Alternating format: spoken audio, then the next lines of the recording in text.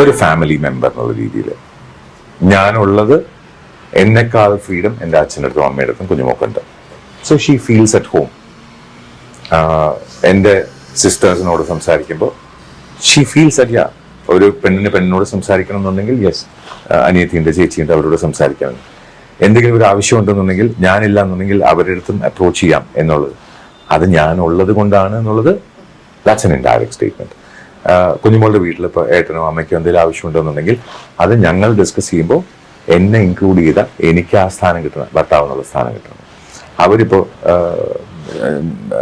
കുഞ്ഞുമോളുടെ ചേട്ടനിപ്പോൾ travel ചെയ്തു. അപ്പോൾ travel ചെയ്ത സമയത്ത് ഞങ്ങളെ വിളിച്ച് പറഞ്ഞിട്ട് പോകുന്നത് ഞാനൊരു റെസ്പോൺസിബിൾ ഹസ്ബൻഡ് എന്നുള്ള രീതിയിലാണ്. മക്കള് അപ്പനെ വിളിക്കണം, നീ മര്യാദയ്ക്ക് ഇരുന്നില്ല എന്നുണ്ടെങ്കിൽ ഇപ്പൊ അപ്പയെ വിളിക്കുന്നു പറഞ്ഞിട്ട് മറ്റേ ഭൂതത്തിനെ കാണിക്കുന്ന പോലെ പേടിപ്പിക്കാനുള്ള അങ്ങനെ ഒരു ടെററും കൂടിയാണ്. അപ്പൊ അങ്ങനെ പല റൂൾസ് ഉണ്ട്. എല്ലാ റൂൾസിലും നന്നായിട്ട് എനിക്ക് നിൽക്കാൻ പറ്റും എന്നുള്ളൊരു ആഗ്രഹം. അതേപോലെ ഇതൊന്നും എനിക്കിങ്ങനെ പറയാൻ അറിയാത്തത് കൊണ്ടാണ് ഇത്രയും വിശദീകരിക്കാനെ കൊണ്ട് പറ്റൂല. ഇത് മനസ്സിലാക്കുന്നുണ്ട്, അതിങ്ങനെ എങ്ങനെ പറയും എന്ന് എനിക്കറിയില്ല.